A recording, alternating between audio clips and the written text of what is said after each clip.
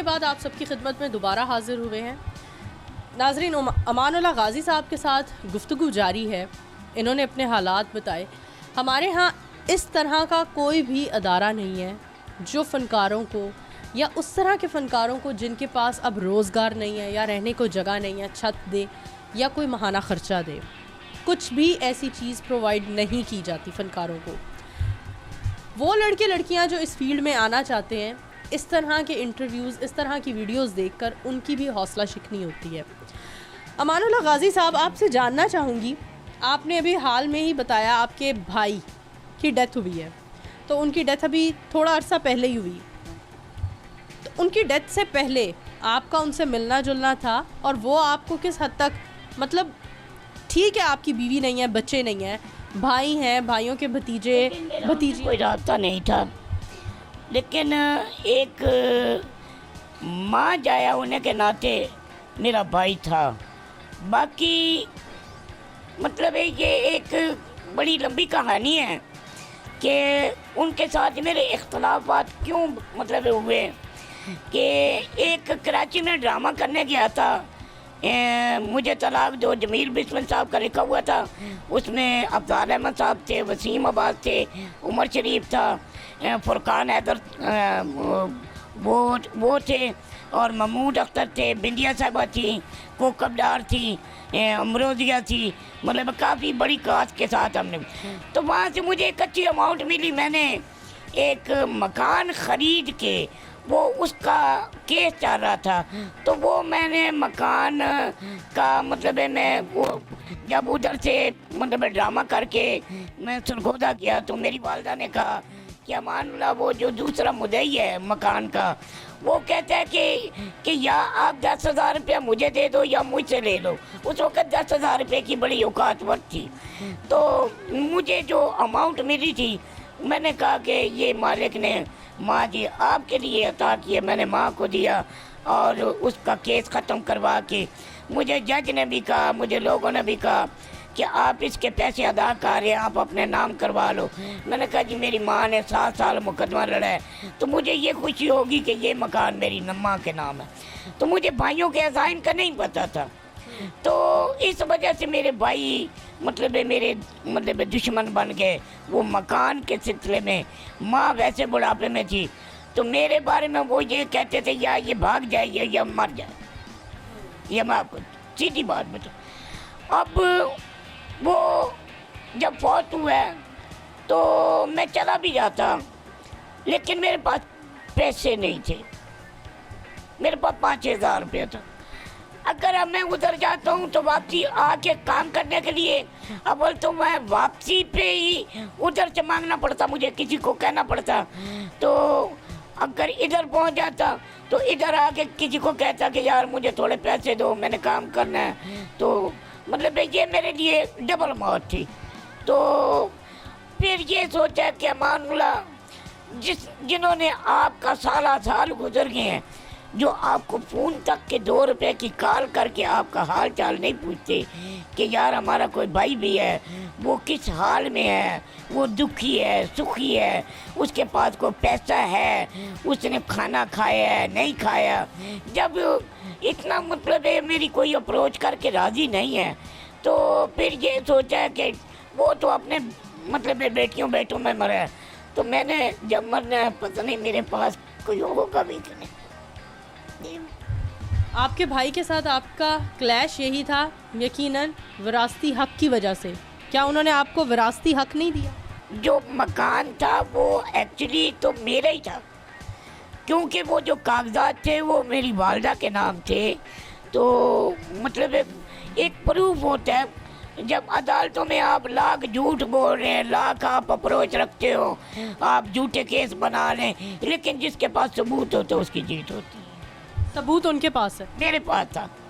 हाँ, सबूत मैं वालदा के नाम था ना, तो वालदा ने मुझे, मैं इधर ही काम करता था, तो मुझे वालदा ने फ़ोन किया। उन्होंने कहा कि अमानुल्लाह आपके भाइयों के अज़ाइम ठीक नहीं है।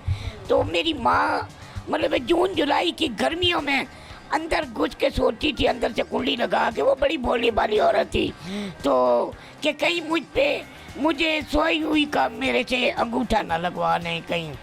तो ऐसे खौफ रहता था उसको। तो उन्होंने फ़ोन किया, उन्होंने कहा मान ला आप आके या इसको अपने नाम करवा लो या इसको भेज दो। तो जब मैं उधर गया हूँ तो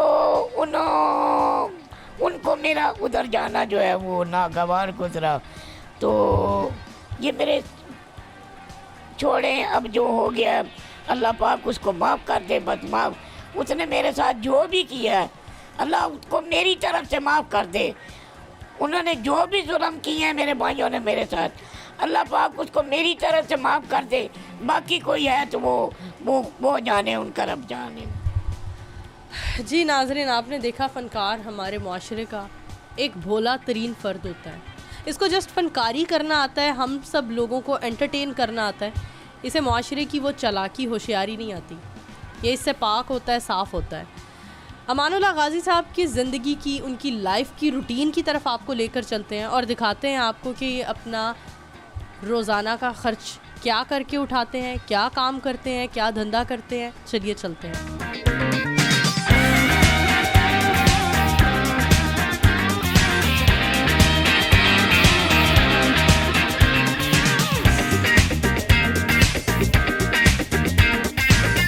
नाज़रीन, आजकल अमानुल्लाह गाज़ी साहब का जो ज़रिया मुआश है वो एक ठेला है जो हमारे पीछे मौजूद है। कोविड की वजह से, कोरोना की वजह से आपका कारोबार, आपके हालात किस हद तक मुतासिर हुए हैं? ये कोरोना की वजह से मेरे तो क्या मतलब कोई छोटा कारोबारी है या बड़ा कारोबारी है, सबके हालात जो है वो मतलब मुतासर हुए हैं। अब देखें कि पहले मतलब 10, साढ़े 10, 11 बजे मतलब बाज़ार खुलता है, 11:30 बजे। तो पहले 11-12 बजे तक मतलब दुकानें खुली रहती थी और लोग बिज़नेस करते थे। अब कभी 8 बजे का टाइम हो जाता है, कभी 10 बजे का हो जाता है, कभी 5 बजे का हो जाता है। तो उसमें मतलब लोग जो हैं वो बहुत ज़्यादा प्रॉब्लम में हैं। जो ख़ास तौर पे किराएदार लोग हैं उनके लिए किराए पूरे करने बड़े मुश्किल हुए पड़े हैं। मतलब उनकी दुकान पे सेलमैन हैं, हेल्पर हैं, उनकी मतलब सारे अखराजात जो हैं वो पूरे करने बड़े मुश्किल हुए पड़े। तो जो छोटा कारोबारी है, जो मजदूर तबका है, ये सबसे ज़्यादा मुतासिर मजदूर तबका हो रहा है। अब ये घंटा 2 घंटे में क्या प्रोग्रेस निकालेंगे? घंटे 2 घंटे में कितनी कमाई करेंगे आप? इंसान किसी भी जगह पर रहता है, कोई भी काम करता है, आसपास के लोग उसके दोस्त बन जाते हैं, उसकी मदद करते हैं, मुश्किल के वक्त में उसके साथ होते हैं। ठीक है, आपकी फैमिली नहीं है, आपके कोई ऐसे दोस्त हैं जो मुश्किल के वक्त में आपके साथ होते हैं? हाँ जी, क्यों नहीं आए, मैं आपको दिखा देता हूँ। आए मैं दिखाता हूँ। जी अमानुल्लाह गाज़ी साहब, इनसे आपका क्या ताल्लुक़ है? जी ये मेरे यहाँ के सबसे ज़्यादा मतलब हमदर्द और मेरे यहाँ के तमाम दुख तकलीफ में ये मेरे मतलब साथ होते हैं। यानी इनका और आपका बज़ाहिर कोई खून का रिश्ता नहीं है, लेकिन इंसानियत का रिश्ता है। सर, अमानुल्लाह गाज़ी साहब के लिए कोई बात कहना चाहिए? अमानुल्लाह गाज़ी साहब ने जी ये ड्रामों में काम करते थे, शोबिस से इनका ताल्लुक़ था। बड़ी मेहनत की इन्होंने, 30-40 साल से मेहनत की, लेकिन आज बेचारा खड़ा होकर हाथों पे चीज़ें रख के बेच रहा है। इसका तो ना इसके पास कोई छत है, ना इसका कोई खाने का सहारा है। कोई होटल वाले ने इसकी रोटी भी नहीं लगाई कि चले दोपहर को आके खाना खा ले। ये बेचारा बस बहुत मेहनत कर रहा है। अब इससे मेहनत भी नहीं होती। अब 50 साल से प्लस है ये, लेकिन अब इससे मेहनत नहीं होती। बस ये इसी तरह है, सब लोग यहाँ इनका ख्याल करते हैं। कोई खड़े होने की जगह भी दे देते हैं, इनको अपनी शॉप के आगे सामान लगाने की जगह दे देते हैं। बाकी कुछ गवर्नमेंट को चाहिए, कुछ ये सब पब्लिक को चाहिए इनका ख्याल करना। इनका कुछ भी नहीं है, कोई सहारा नहीं है, किसी किस्म का भी इनका आसरा नहीं है। बहुत शुक्रिया सर। जी नाज़रीन, आपको मिलवाया अमानुल्लाह गाज़ी साहब के उन अज़ीज़ से जिनका उनके साथ कोई खूनी रिश्ता नहीं है, लेकिन एहसास का और इंसानियत का रिश्ता है। और मुझे लगता है एहसास और इंसानियत का रिश्ता ऐसा है जो तमाम खूनी रिश्तों पर भी भारी है। हम सबको इनफरादी तौर पर उठ खड़े होना चाहिए। हर चीज़ हुकूमत पर फेंक देंगे, हुकूमत से तो वो जो पहले की उनकी ज़िम्मेदारियाँ हैं वो ही नहीं अदा की जा रही। तो मज़ीद ज़िम्मेदारियाँ अगर हम हुकूमत पर डाल देंगे तो हुकूमत तो मज़ीद प्रेशर में आ जाएगी। हमें चाहिए इनफरादी तौर पर ऐसे और इन जैसे मज़ीद जो लोग जो हमारी मोहब्बत के, हमारे एहसास के मुंतज़िर हैं, उनका ख्याल करें, उनका एहसास करें। आज के हमारे प्रोग्राम में यही एक नसीहत थी कि हमें इनफरादी तौर पर एक दूसरे की मदद करनी है, हमें इनफरादी तौर पर एक दूसरे का ख्याल करना है और एहसास करना है। जी नाजरीन, हमेशा तो आपको मिलवाते हैं बड़ी बड़ी नामवर पर्सनैलिटी से, और उनके जब खाने का वक्त होता है तो एक डाइनिंग मेज़, खाने वाला टेबल सजा दिया जाता है।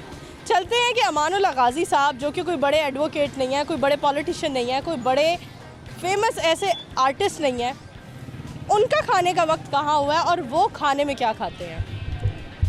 जी गाज़ी साहब, क्या खाने लगे हैं खाने में? जी ये शामी टिक्की है हाँ। और नान है। अच्छा, हाँ जी, अपने कैले भर का खाना है। अपने पैसे से खा रहे हैं? हाँ जी, अपने पैसे से खा रहे हैं। क्योंकि जी आप बैठ सकते हैं, क्योंकि कुछ ऐसे लोग हैं गाज़ी साहब की ज़िंदगी में, चाहने वाले, प्यार करने वाले, मोहब्बत करने वाले इंसानियत से, वो गाज़ी साहब को सपोर्ट करते हैं। उनकी सपोर्ट की वजह से एक छत मिली हुई है जिसके नीचे ये रहते हैं, एक कमरा मिला हुआ है। कुछ लोगों ने सपोर्ट किया, उनकी सपोर्ट के साथ कारोबार शुरू किया, उन्होंने ही कुछ सामान माल वगैरह लेकर दिया, लेकिन खाने पीने का इंतज़ाम इस हवाले से किसी होटल वाले ने, किसी और इंसान ने इनकी ज़िम्मेदारी नहीं उठाई। 55 साल से ज़ायद उम्र है इनकी, और इस उम्र में लाजमी तौर पर आप सब वाकिफ़ होंगे, इंसान का दिल करता है कोई परहेज़ी खाना हो, घर की रोटी हो जो दांतों से चबाई जाए, घर का कोई परहेज़ी जूद हज़म खाना हो जो हमें खाने को मिले। और इस उम्र में, उम्र के इस हिस्से में ये एक ऐसा खाना खा रहे हैं जो एक जवान आदमी के लिए भी काबिल हज़म नहीं है या दिल नहीं करता।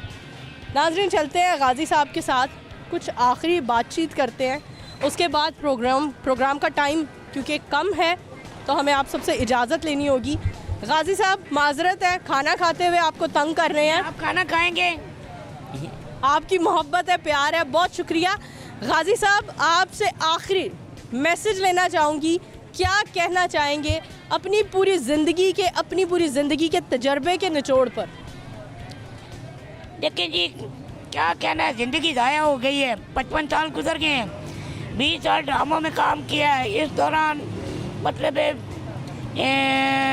एक मुद्दत से इस क्राइसिस का शिकार, मतलब वहाँ पे अपने आप को इम्प्रूवमेंट करने की कोशिश की, तरक्की करने की कोशिश की, ऊपर आने के लिए बड़ी कोशिश की, लेकिन जब वहाँ से कोई रास्ता नहीं मिला तो फिर आ जाके ये इतना बाज़ार में आके ये छोटा मोटा काम करके अपना मतलब गुजर बसर कर रहा हूँ। इसके अलावा और मैं क्या कह सकता हूँ, मतलब इस लाइफ के बारे में। अब लाइफ तो सारी बीत गई है, लाइफ में जो कुछ था वो सारा कुछ लुटा गया। मतलब माँ बाप सब बहन भाई वो फौत हो गए, अब तनहा ज़िंदगी गुजार हूँ। मतलब बाज़ारों से खाने खाता हूँ, मतलब ये मेरे किसी वजह से मतलब मुंह में दान नहीं है, ये बाज़ार के खाने चबाए भी नहीं जाते, लेकिन मुश्किल से थोड़ा बहुत खा के अपना पेट में कुछ न कुछ डालना होता है। मतलब एक होटलों पे लोग खाना खाते, मतलब दूसरे बंदे को देखते हैं तो मुझे ये पसंद नहीं आता, लेकिन ये है कि घर ना होने की वजह से अब मतलब क्या करें, मजबूरी है, खाना पड़ता है। जी नाजरीन, ना तो घर है और ना ही घरवाली है और ना ही घर पर बच्चे हैं, जिसकी वजह से इन्हें इस तरह की ज़िंदगी गुजारनी पड़ रही है, मजबूरी है। बिलाखिर इस नतीजे पर पहुंची हूँ। अपने तमाम देखने वालों को मैसेज देना चाहूँगी कि नाजरीन, हमें बतौर इंसान, एक इंसान होने की हैसियत से हमें अब उठ खड़े होना चाहिए और इस तरह के लोगों की मदद के लिए आगे बढ़ना चाहिए। हुकूमत बहुत सारे काम कर रही है, कुछ काम है जो हमारी बेहतरी के हैं, कुछ काम है जो समझ ही नहीं आ रहे किस मकसद के लिए किए जा रहे हैं, ऑपोजिशन के पीछे पड़ी हुई है। लेकिन हमें हुकूमत के ऊपर हर तरह की आस उम्मीद नहीं लगानी चाहिए। कुछ काम है जो हम पर फ़र्ज़ हैं एज़ आ इंसान, एक ह्यूमैनिटी के हवाले से, इंसानियत की खातिर एक दूसरे की मदद करें और ख़याल करें, क्योंकि कोविड ने पूरी दुनिया को ही अपने घेरे में लिया हुआ है। कोविड की वजह से हर इंसान परेशान है, लेकिन अल्लाह का शुक्र अदा करें और उन लोगों की तरफ देखें जो हमसे ज़्यादा परेशान है। नाजरीन, यहाँ अपनी मेज़बान नूर अमानुल्लाह को दीजिए इजाज़त। उम्मीद करती हूँ आज का एपिसोड आप सब के लिए सबक आमूज़ भी होगा और पसंद भी किया होगा। फ़िलहाल अल्लाह हाफ़िज़।